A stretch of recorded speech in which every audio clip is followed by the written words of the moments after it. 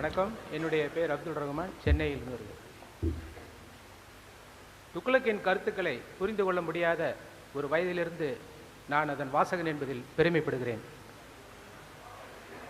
ஹிந்து பத்திரிகை பற்றி சில ஆண்டுகளுக்கு முன்னாடி ஆசிரியர் ஒரு கருத்து சொல்லியிருந்தார். அதாவது ஹிந்துவுக்கும் நமக்கும் நிறைய கருத்து வேறுபாடுகள் உண்டு, இருந்த போதிலும் காலையில் அதை படிக்கவில்லை என்றால் பைத்தியம் பிடித்தது போல் ஆகிவிடும் என்பதுதான் அந்த கருத்து. துக்ளக்கை பொறுத்தவரை நமக்கும் அதே கருத்து தான். துக்ளக்குடன் நிறைய கருத்து வேறுபாடுகள் உண்டு, சில நேரங்களில் கருத்து மோதல்கள் கூட உண்டு. இருந்தாலும் வெளிவந்த அரை மணி நேரத்தில் அதை படிக்கவில்லை என்றால் பைத்தியம் பிடித்தது போல் ஆகிவிடும்.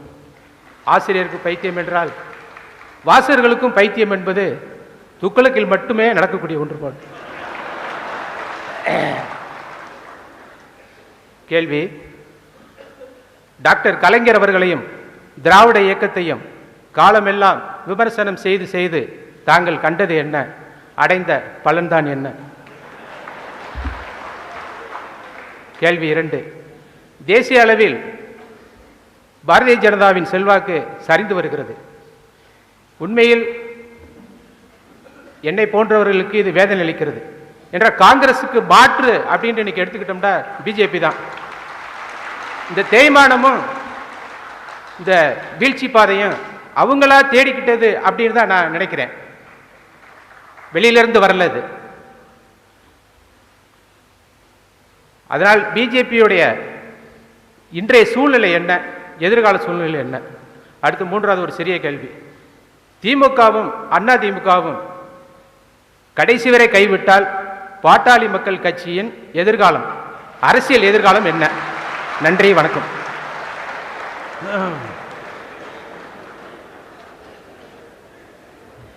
கலைஞரை தொடர்ந்து விமர்சனம் செய்து என்ன பலன் கண்டாயின்னு கேட்கிறேன். பலன் வேணும்னா ஒரே நிமிஷம் நான் காணலாம். பலன் கண்டவர்கள் பின்பற்றினால், அவர்களை பின்பற்றினால் போதும். அவரே சொல்லியிருக்கார், ஒரு பாராட்டு, ஒரு விருது. இங்கே இத்தனை டைட்டில் கொடுத்த என்னால் ஒரு 2 டைட்டில் கொடுக்க முடியாதா?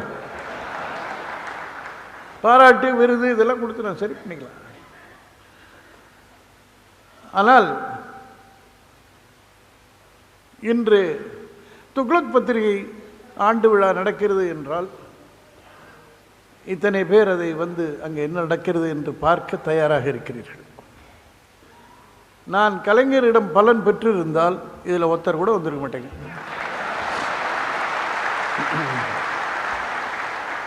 இதுதான் நான் கண்ட பலன். எனக்கு அந்த பலன் போதும். அது தருகிற நிறைவு பலன் கண்டவர்களுக்கு என்றைக்கும் கிடைக்காது.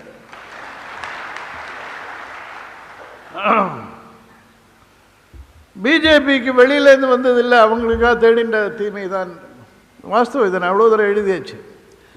அந்த கட்சியில் ரொம்ப ஜனநாயகம் அதிகமாக போச்சு, ஓவர் டோஸ். அதனால் யார் ஒன்றாலும் தலைவன்.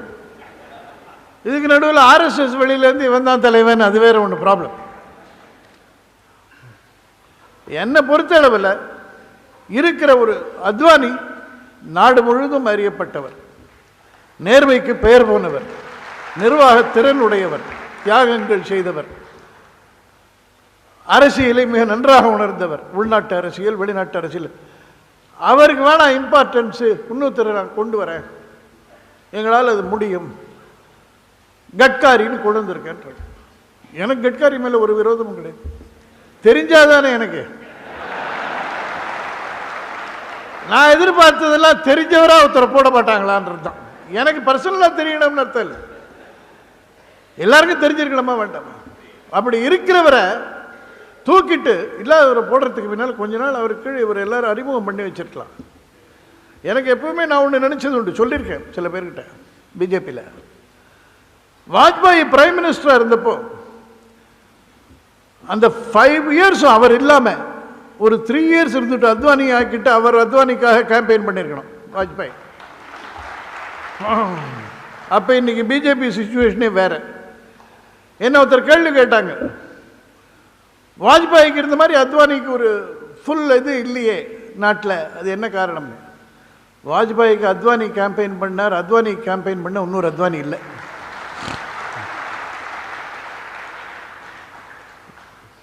அந்த 2 இயர்ஸ் பிஜேபி ஆட்சியில் இருந்தப்போ அத்வானி பிரைம் மினிஸ்டர், வாஜ்பாய் அவருக்காக கேம்பெயின் பண்ணுவார், அவர் அட்வைஸ் பண்ணுவார்னு இருந்திருந்தால் இன்றைக்கி பிஜேபி நிலைமையே வேறு. அதெல்லாம் செய்கிறதுக்கு அவங்களாம் தயாராக இல்லை. But in spite of everything,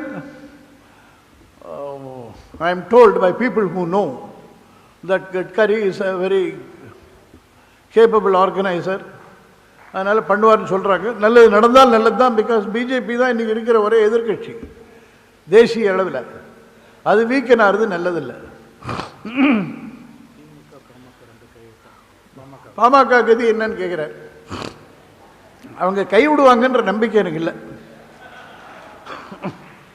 இவரும் எதையான ஒன்று பேசி கூட சேர்ந்துட்டுருவார். இவருக்கே தெரிய போகிறது. விஜயகாந்துக்கு போட்டி இவரும் எல்லா தொகுதியிலையும் டெபாசிட் இழக்க வேண்டியது தான். அதுதான் அவருடைய கதியாகும். 2 பேரில் யார் அதிகமாக டெபாசிட் இழந்தது அப்படின்றதுல தான் போட்டி இழுக்க முடியும். வேற ஒன்றும் பாமகவுக்கு வழி இருக்காது. குப்புசுவாமி, கலைச்செல்வன், அப்புறம் எஸ் ரகுபதி, கணபதி பாளையம், கே வெங்கடேசன், உடுமலை. தேசபக்தியுடனும் சார் உங்கள் பேர் சொல்லிட்டுங்க. என் குப்புசாமி, வெங்கிட்டாபுரம், கோவை மாவட்டம். தேசபக்தியுடனும் தெய்வ பக்தியுடனும் வாழ்ந்து கொண்டு அரசியலில் விழிப்புணர்வை ஏற்படுத்த வேண்டும் என்ற ஒரே நோக்கத்துடன் துக்ளக் என்ற பத்திரிகையை வெற்றிகரமாக 40 ஆண்டுகள் நிறைவு பெற்று 41வது ஆண்டில் அடியெடுத்து வைக்கின்ற துக்ளக் ஆசிரியர் சோ அவர்களுக்கு தென்னாட்டின் அஞ்சானெஞ்சன் என்ற விருதினை நான் வழங்குகின்றேன்.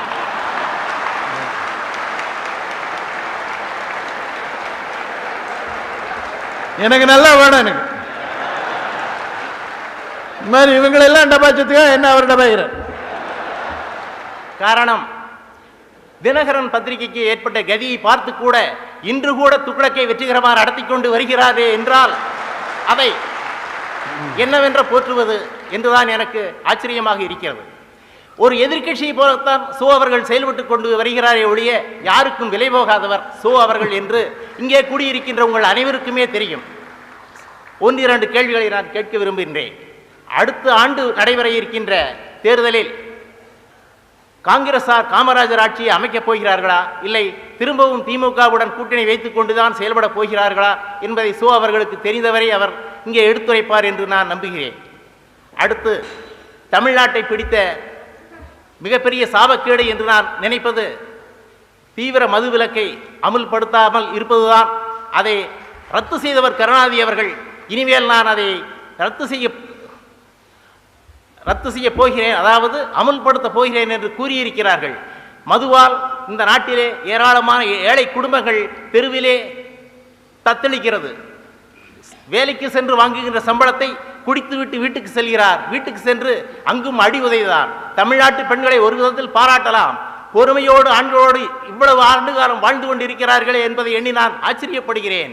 பொறுமை இழந்த பெண்கள் கூட சில பேர் போட்டு தள்ளி விடுகிறார்கள், இல்லையேல் தீ வைத்து கூட கொளுத்தி விடுகிறார்கள். இந்த நிலை மாற வேண்டும் என்றால்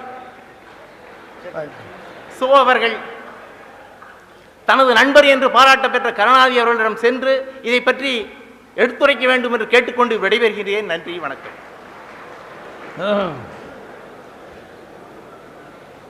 காமராஜ் ஆட்சி காங்கிரஸ்காரர்கள் அமைப்பார்களா? இது ஏதோ ஒரு பேச்சுக்காக அவங்க சொல்றாங்க காமராஜ் ஆட்சி. அதை அமைக்கக்கூடிய காங்கிரஸார் இந்தியாவில் இல்லை. நீங்க தமிழ்நாட்டில் விட்டு எங்கேயிருந்து வந்துட போறாங்க? அந்த அளவுக்கு நேர்மையும் நாட்டுப்பற்றும் நீங்க பார்க்க முடியாது.